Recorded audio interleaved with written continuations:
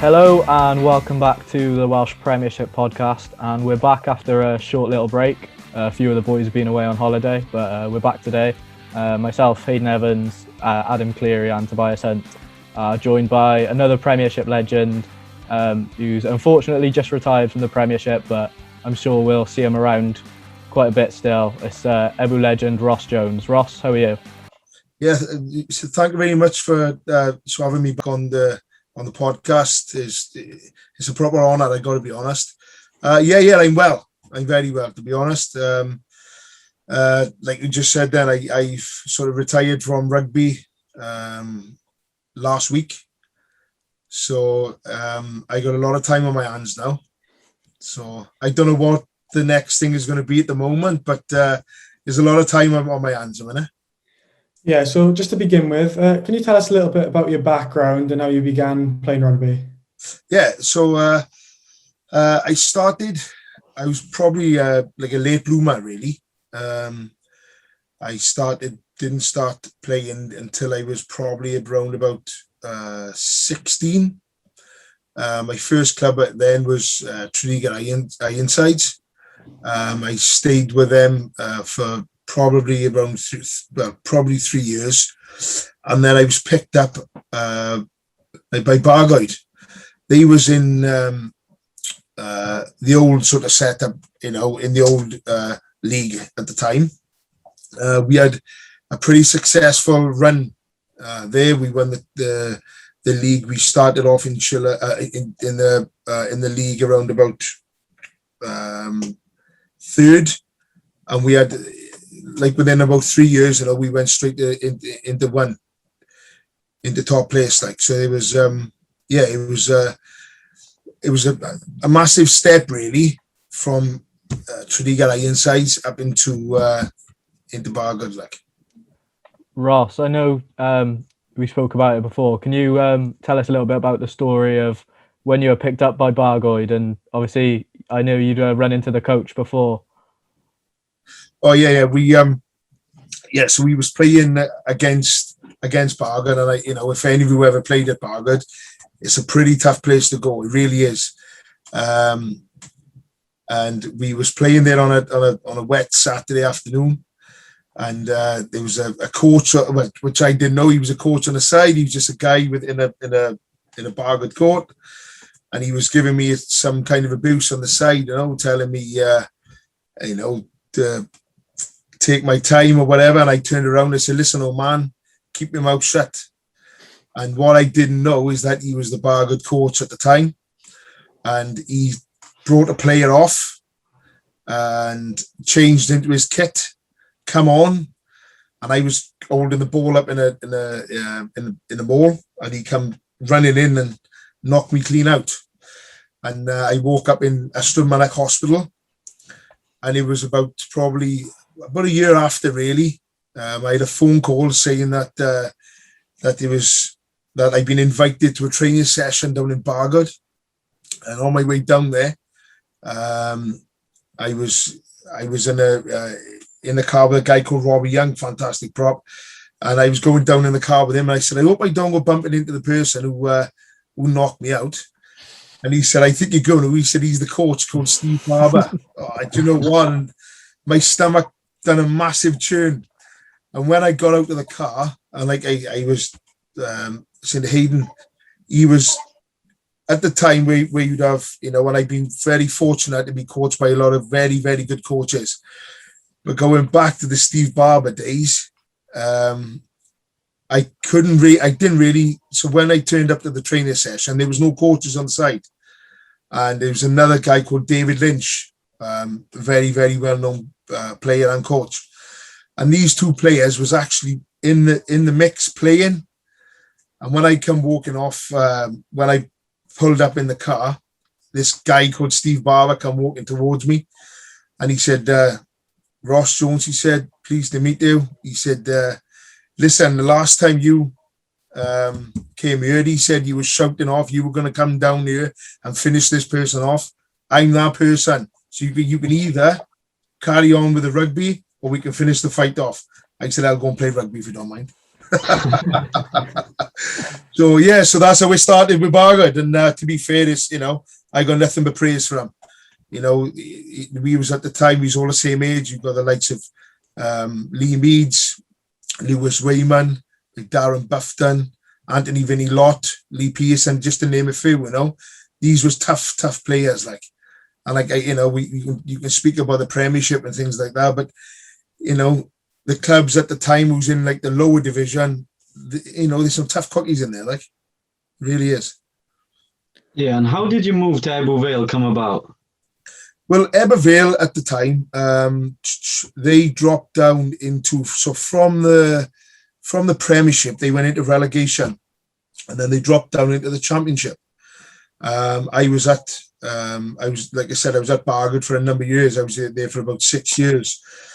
And Neil Edwards, very well known, he's a very known second row in Wales, and Ebbw Vale. He wanted to build a team up to get back into the Premiership of local players. So what he done, he put a number of us together, obviously including myself. You had myself, Ashley Sweet, Damien Hudd, Ronnie Keynes, Rob Sevenoaks, like Dan Eamon, just to name a few there. And these players was all brand new players made up of they just wanted to make a team of Ebbw Vale, and they just wanted to get Ebbw Vale back where it should be. And to be fair, that, probably called the old guard now, really. But that was some team. When they put all that stuff together, that was probably the fittest I've ever seen a rugby team, like, and I was only speaking to Ashley Sweet the other day, and when we all done our first training session up in the Brimhow school, and they put all of us together, and you had, there was a lot of big names there at the time. You had like Ashley Sweet, and he come then, and he was a specimen of a bloke, and he sort of led the way. Sweet, he did, to be fair. He sort of led the way, and just to be around players like him, then that you're in a good setup, and it was like him and like Damien Hudd. They're the ones who sort of pushed everyone on, Is that what attracted you to Ebbw, sort of the environment that they were trying to create and the vision they had to take all the squad of local boys and take them to the Premiership? It was, because at the time with Ebbw Vale, it was a brand new squad.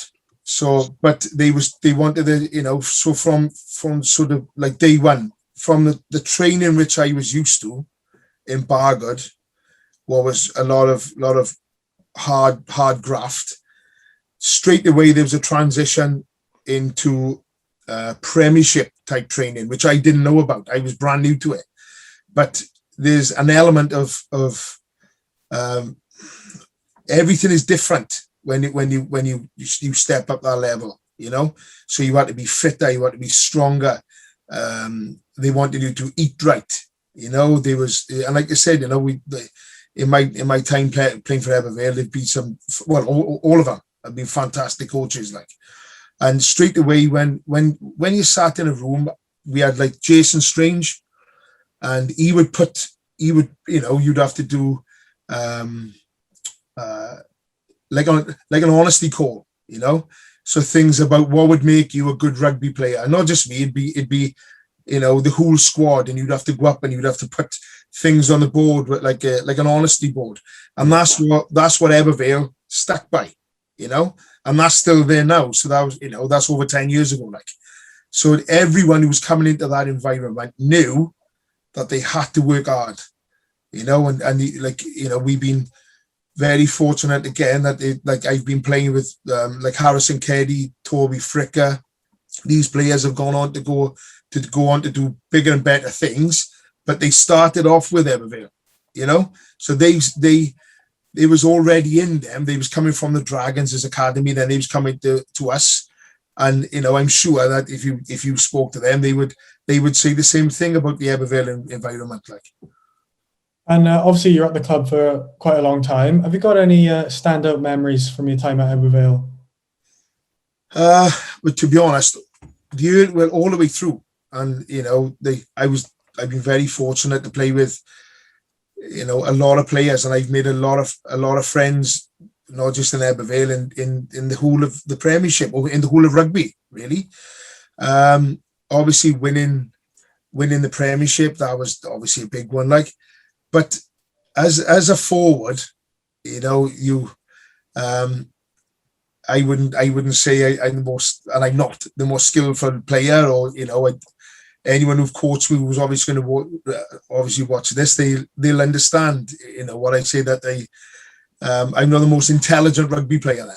But what I will give you is hard graft, and you can talk about certain games or stand out. But probably one of the main ones what stood out for me is when we first won the championship was against Bedlinog, and that was probably one of the toughest games I've played against, because I played in. Sorry, now we had to win that game purely through scrum. We had to keep it in. The backs, the backs was letting us have that ball, and we kept it in, and we won that purely through just our forward power. And we won a lot of games, through our scrum. And that was probably my biggest part. So all my memories of playing for Ebbw Vale is the scrum time, and how many games we've won through our scrum. So, I got a lot of good memories with Ebbw Vale, a lot, I think now is the time to just sit back and enjoy their memories. And who are some of your favourite players to play with at Ebbw Vale? At Ebbw Vale, like I said, I'd be very. I wouldn't like to pinpoint one person, but I've been very fortunate to play with loads, and that's even people who, you can pick people like, say, Toby Fricker, who've gone on to play for, the English Premiership. Or the Dragons Academy boys who've gone on to play first team rugby with the Dragons and further afield. But I'm a very modest player, because I've never gone on and done. I've never obviously got capped for Wales, and I've never gone higher than the Premiership. So I see every day, or not every day, sorry. I see when people are coming to training and they play in rugby on a Saturday, I know what they've done just to make that team on a Saturday. So all the players I've ever played with, just to get them jerseys on, it ain't no easy job, Doesn't matter what level you're playing at. So like I said, I wouldn't like to say a person, to be honest. They've all had my back, I've had their back, and they've all been special people to me, to be honest. And was there anyone that you liked coming up against in the Prem? Did you have a few tight battles with anyone? And what were some of your favourite away grounds to travel to? The away grounds, you got to like places like Llandovery, your Carmarthen Quins, and I know I mentioned them before, but you when you play against teams like Cardiff, Llanelli's another good one, like Swansea. But for me, I like the forward battle. When I'd be playing against someone like Cardiff, then I knew that it'd be I'd be on the 4G ground. Ebbw Vale probably wouldn't start with me. They put me on for the last 20 minutes maybe. But I knew if it was a game against Llandovery, against there was a prop called, his name is Greg Cunniff. Very, very good tight dead.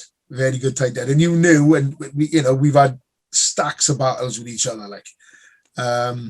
but against like Llandovery and Carmarthen Quins, they're probably my toughest, because normally the game would probably be called off, and then it's on a Wednesday night up there in the mud, in the rain. I like that sort of thing. That's proper rugby, isn't that? Proper rugby. So obviously none of the Premiership teams have been able to play a competitive game in 18 months now. So how has COVID affected you personally and the rest of your teammates? Well, to be honest, with like I said, I have had COVID myself, and my family have had COVID. Ebbw Vale,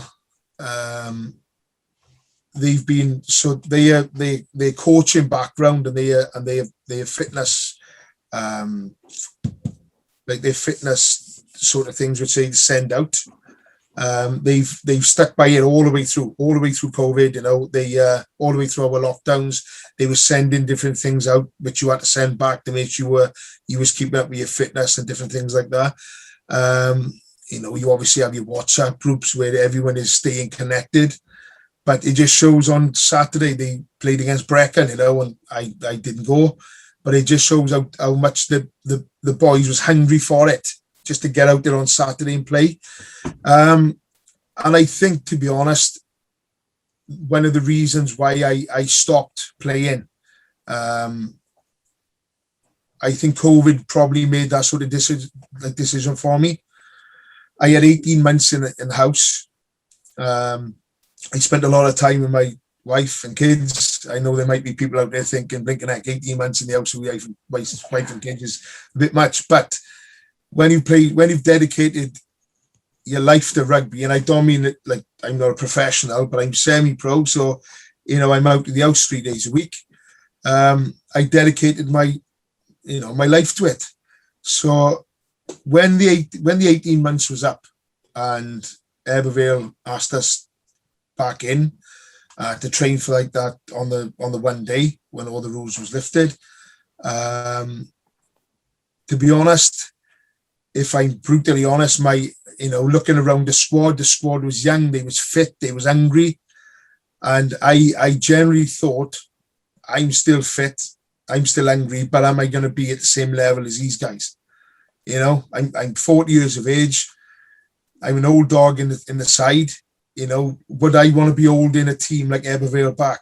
And you could only just, honestly, when we was doing like the Bronco runs, and just looking around the setup which Ebbw Vale had, you know, you could tell how passionate the club are for the, you know, just to be there and see how many Ebbw Vale got training. You know, and I just looked around and thought, oh, my time is done.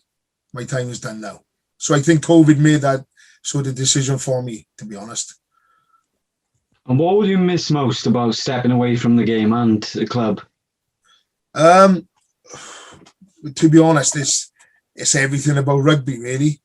You know, like I said, I've enjoyed everything about rugby. You know, whether it's training on a Tuesday and Thursday, you know, not eating bad on a Friday so you're fresh. You know, I'm not a massive drinker, so you know, things like that. Not that I'm going to go back to drinking or eating bad, but you know, when you're in rugby and when you're in rugby mode, like everything is, you know, going in on a Thursday, having soup club, you know, having the crack with the boys. I'm not a massive drinker, so I don't go out much, but you know, it's nice to see your teammates on a Saturday, and it's you know, I'm going to miss Ebbw Vale a lot, like, but the main thing is I'm still fit, I'm still healthy at 40 years of age, touch wood, and that's, you know, I think now's the right time for me to step away. At the same time, I am gonna miss the game, like. Are you still gonna be around the club and like see the boys and stuff? Yeah, so like, you know, my daughter's a cheerleader, and my little boy now, he's starting to get into rugby. So, you know, when they're not doing that, I will be over there as much as I can. But, you know, I'm going to try, and you don't get time back, you know, and that's the one thing which I've learned. You don't get time back. So what I'm going to try and do, I'm going to try and absorb as much time of my kids as I can and watch them growing up. And if it means go over to watch Ebbw Vale on Saturday afternoon and have a burger and a cup of coffee, then so be it. But no, you know, I have enjoyed my time. So how do you think the club will do next season? We're looking at the current squad. You know, they're a very fit squad.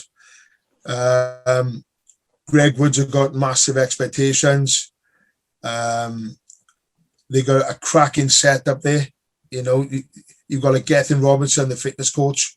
You know, to be honest, they like I said, I'm going to touch wood again. I really hope they do well, because they do deserve it. You know, just before COVID, we was in a battle. We was in a massive battle. I don't think we would have finished bottom, if I'm honest. There was still a lot of fight in us. But the way Greg Woods have got them boys over there now, he's got them in like tip top shape. Joe Franchi, cracking player, he's going to lead from the front like he always does. I really think they're going to do well. And I just wanted to sort of touch on again. Obviously, Wyn Jones is a product of the Premiership, another loose head like yourself. He's out with the Lions in South Africa. From a Ebbw Vale perspective, you had like a Nyren was with the Wales squad recently. Yeah. How important is the Premiership for developing these youngsters? It's massive. In fact, I was speaking to an Nyren the other day. And that's what that's why I go back to like the ethos of the club, and what they're about. I've never been in a professional environment, but what I have been in is close knit rugby, like Ebbw Vale, and like the likes of Bargoid and the likes of Ironsides. These things don't change. So when you take like the likes of an Iron come in there, they will see togetherness and what working hard means. It's the same as Harrison Keddy. Like he come to us as a youngster and he's gone on to do bigger and better things. The same as an Iron. He come to us when he was a youngster and he's gone on to do bigger and better things. And but I think the Premiership is a massive stepping stone, massive, because when you're playing this clean sort of rugby, you don't get that when you're playing the likes of your Swansea or blinking Llandovery or your Bedwasses or someone. You don't get that. What you get is hard grunt. And I think that's what these players need to make them a bit tougher. I'm not saying that they're not already tough, but it makes them a bit more hungry than playing this clean sort of rugby. And I just wanted to touch on as well. I know Greg's obviously very big into like player development and stuff, as well as being a top class coach as well. Is Greg sort of like the perfect Premiership coach in that way? Greg, he got high expectations. I can't say enough about the bloke. He's a lovely fella. He wants his team. He expects nothing but the best out of his team. Like a couple of times, he's made the call where I thought I'd be starting, and he put me on the bench, and I would never question that. I'd never go on to him and say, listen, why do you put him on the bench? He got his reasons, and his reasons in the time which he've coached me have always worked. So I can never say enough about Greg Woods. And it just shows what he does, not just with Ebbw Vale and in his outside game, as his like professional role as well. He's a top class coach, and I hope he leads Ebbw Vale into doing another championship, and I hope he goes on to. Well, it just show. In fact, I was looking at when he was the coach of Crosskeys. He was handing Toby Falatau the player of the year or something like that. And he've coached a lot of good boys. So when you coach a lot of good boys, a lot of good things. So, yeah, he's a top coach. Yeah, and to finish, we got a bit of fun here. We got a teammates quiz. So first of all, who's the worst dressed teammate you played with? The worst dressed teammate I played with, I would say it'd have to be David Jones, the scrum half for Ebbw Vale. For some reason, he's always got Adidas bottoms on. The 3 striped shell ones. He loves them.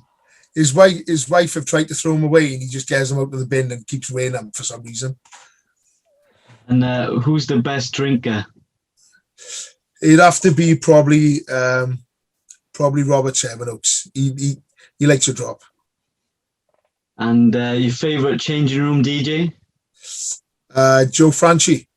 Yeah, Joe Franchi's he's the main one in Ebbw Vale, and his tunes is always top notch. The biggest liability on a night out? Liability, well, like I said, I don't really go out a lot, and But the biggest liability would probably be Lee Pearson of Bargoid. Lee Pearson of Bargoid would be probably the biggest liability. What sort of stuff did he get up to? Oh well, you know, I can tell a quick story before I got married in Sorrento, and Sorrento is a very idyllic place. It's you know, you don't get gangs of people. It's a very 11 o'clock in the night. You know, you see couples walking down the promenade with ice creams. You know, there's no drinking. That's what, you know, that's what it's like in Sorrento. And when I got married there, I had to go meet Lee Pearson and a few others on the square in a place called Tasso Square. And as I was walking down towards them, I could just see a ball going up in the air, coming back down, a ball going up in the air and coming back down. And I was praying that I was in the group of friends which I had out there. And all of a sudden, it was just a parting of the street, of the people in the street. And it was all my friends there, just all drunk as skunks. And Lee Pearson kicking his blinking rugby ball up in the air in the middle of Sorrento, in the street of Sorrento. Oh, nightmare. But no, he's a good bloke. And if you were stuck on a desert island, who's the teammate you'd least like to be with and the one you'd most like to be with? Least like to be with? Probably Jordan Owls. Jordan Owls, he's a Bargoid player. On the wing, nuisance of a boy. Jordan Owls, he'd probably be the least person. Who I'd most likely to be stuck with? Probably Robert Sevenoaks, because he knows how to get meat the same as I do. So we wouldn't starve. So that's a wrap for this episode then. Cheers for coming on, mate. No problem at all. Thank you very much, lads. That's all right. It's been a pleasure. And thanks for those of you that are watching as well. Remember to follow us on social media at Welsh Prem Pod. Thank you and goodbye.